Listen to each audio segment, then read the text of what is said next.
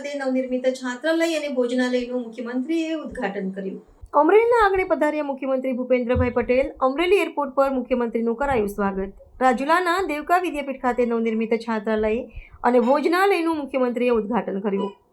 મંત્રી કૌશિક વેકરિયા, ધારાસભ્ય જનક તલાવિયા, જેવી કાકડેએ કર્યું સ્વાગત.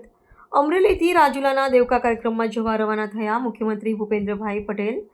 અમરેલી જિલ્લામાં મુખ્યમંત્રી 3 કાર્યક્રમમાં હાજરી આપી. દેવકા બાદ મુખ્યમંત્રી ભૂપેન્દ્રભાઈ પટેલ અમરેલીના સનોસરા ખાતે કાર્યક્રમમાં હાજરી આપી. અને કેટલું નાનું ગામ, જેમાં 2200ની વસ્તી, હમણાં ભાઈ શ્રી સાથે વાત થતી, 2200ની વસ્તી, અને એ 2200ની વસ્તીના ગામમાં ભાઈશ્રીએ 2200 દીકરા દીકરી અહીંયા રહે એટલી વ્યવસ્થા વિદ્યાપીઠમાં કરી દીધી છે.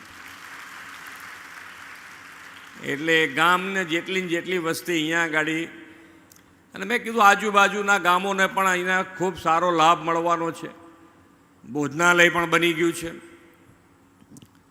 અને જે પ્રમાણે વિકાસ કરી રહ્યા છે આપણે, જે પ્રમાણે બિઝનેસ અહીંયા આવી રહ્યા છે.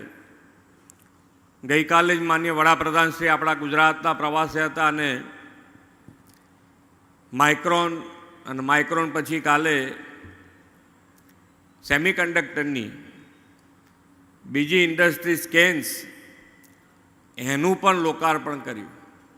એટલે આપણે બિઝનેસ જેટલો વધારે અહીંયા લાવી રહ્યા છે ગુજરાતમાં, દરેક ઇન્ડસ્ટ્રીઝ અહીંયા ગુજરાતમાં હોય એ પ્રમાણેનું આયોજન થતું હોય, તો એની અંદર જે એને પૂર્ણતા કરવા માટે આપણા જેટલા છોકરા છોકરીઓ ભણશે તો જ એની અંદર આપણે કહીએ છીએ કે ભાઈ ગુજરાતમાં કોઈ ઇન્ડસ્ટ્રીઝ આવે તો એની અંદર જે પણ પ્રકારનું કામ હોય, નોકરી હોય, એ ગુજરાતના લોકોને મળે. પણ ગુજરાતના લોકોને જો એનો લાભ લેવો હોય તો ભણતરમાં એમાં આગળ આવવું પડે. એના માટે સરકાર ખૂબ સારી વ્યવસ્થા